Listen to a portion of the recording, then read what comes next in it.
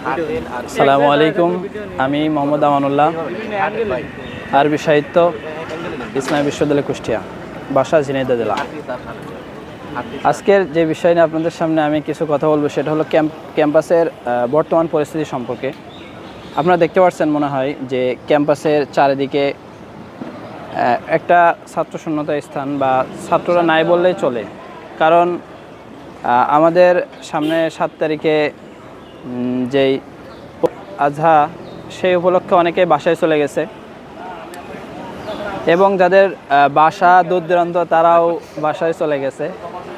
আর ক্যাম্পাসের বর্তমান যে অবস্থা, এই অবস্থায় আসলে ক্যাম্পাস মানায় না। কারণ ক্যাম্পাসের ছাত্র থাকা অবস্থায় ছাত্রছাত্রী থাকা অবস্থায় ক্যাম্পাস ভরপুর থাকে এবং ছাত্রছাত্রী না থাকলে ক্যাম্পাসটা সেই পরিমাণ মানায় না। তা যাই হোক, সব মিলিয়ে ক্যাম্পাসের পরিস্থিতি খুবই দুর্বলত অবস্থা এবং এই সময় আসলে নিজেকেও খারাপ লাগছে। কারণ অনেক বন্ধু বান্ধব আছে যারা বাসায় চলে যাচ্ছে, বন্ধুদেরকে রাত্রে বিদায় দিয়ে আসছি। আবার হয়তো বা দীর্ঘ 20 দিন পর আবার দেখা হবে। যে 29 তারিখে আমাদের ক্যাম্পাস অলরেডি প্রশাসন থেকে বন্ধ হয়ে যাচ্ছে। সেই উপলক্ষে ছাত্ররা এবং ছাত্রীরা তারা বাসার দিকে গন্তব্যস্থানে চলে যাচ্ছে। হলগুলোও খুব দ্রুত বন্ধ হবে।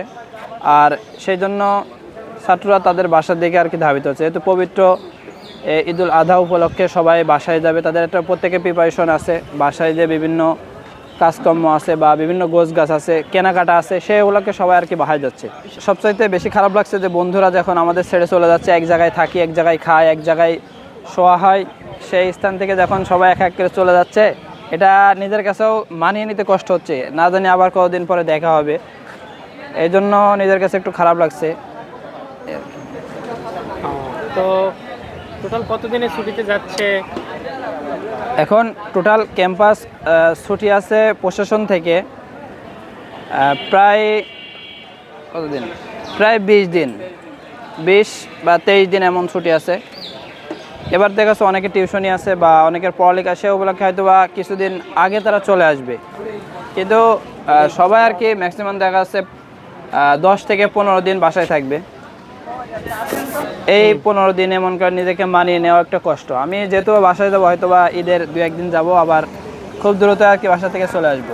আসলে কোরবানি আমাদের এবার সব মিলিয়ে এবার আমরা চাচ্ছি একটা খাসি দিব। প্রতিবার গরু দেই, এবার একটু ভিন্ন কিছু হোক আর কি। সব মিলিয়ে ভাগে দেই প্রতিবার কয়েকজন মিলে। তো এবার কেন যেন মন সায় দিচ্ছে না যে একটু ভাগে দিতে।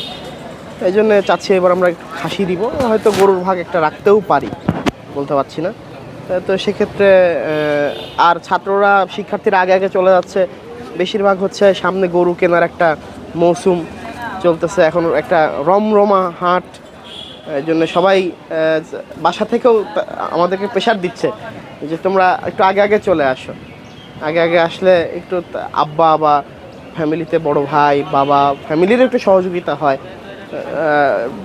বিশেষ করে ঈদের যাবতীয় যে গোছগাছ, কারণ আমরা জানি যে রোজার ঈদের চাইতে কোরবানি ঈদের গোছগাছটা একটু বেশি করতে হয়।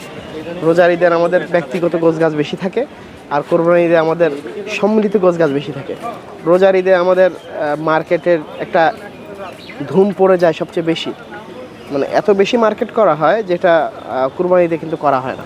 কোরবানি একটা হালকা পাতলা স্বাভাবিক একটা মার্কেট হয়, কিন্তু কোরবানি ঈদের মূল আকর্ষণ হচ্ছে গরুর হাট।